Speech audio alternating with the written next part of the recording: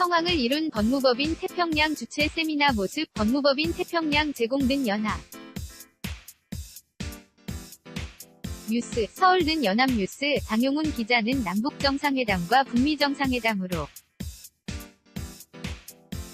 한반도 정세가 빠르게 변하는 가운데 법조계도 남북관계 진전 상황을 염두에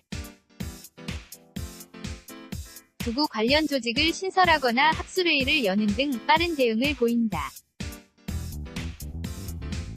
법무법인 태평양은 지난 22일 북한경제연구자인 김병현 서울대 교수, 전 개성공단관리위원회 법무팀장을 지낸 김관길 변호사 등을 초청해 한반도 정세 변화에 따른 남북경협 추진 전략의 모색 주제의 세미나를 열고 남북 간 경제협력이 본격화할 때에 필요한 법적인 준비를 논의했다. 세미나에서 통일부 교류협력과장 등을 지내고 현재 태평양에 소속된 이찬호 변호사는 신뢰할 수 있는 중개인 선정 상세한 계약서 작성 외국 기업과 공동 진출 등 대북 투자 때 발생할 수 있는 위험을 관리하기 위한 10가지 체크포인트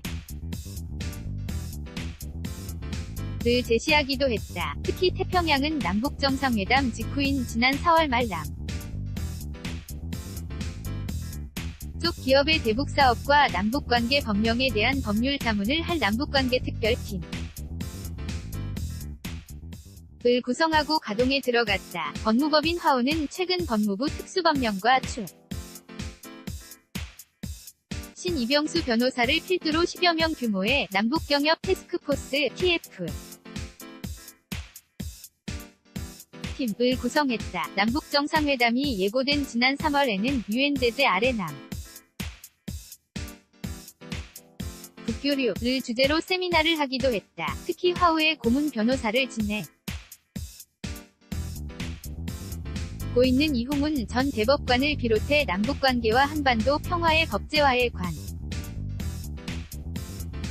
관심이 있는 법률가와 전문가들은 최근 평화공동체 법제포럼을 출범시켰다. 이 포럼은 특정 전문가들만 모여 논의하는 폐쇄적 법제 논의를 지향하고 조인뿐 아니라 민간단체, 기업, 공공기관, 각계 전문가들이 참여해 평화정 착과 공동체 통합 등을 논의하기로 했다. 법무법인 지평도 변호사 20여 명으로 구성된 북한팀을 만들었다. 지평은 중국, 베트남, 라오스 등의 해외 사무소를 두고 있는 만큼 체제전 한국에서 법률 서비스를 제공했던 경험을 적극적으로 활용한다는 계획이다. 한 법조계 인사는 대북 제재로 남북 간의 경제협력 등이 활발하게 이뤄지기 어려운 상황이어서 대북팀을 만들어도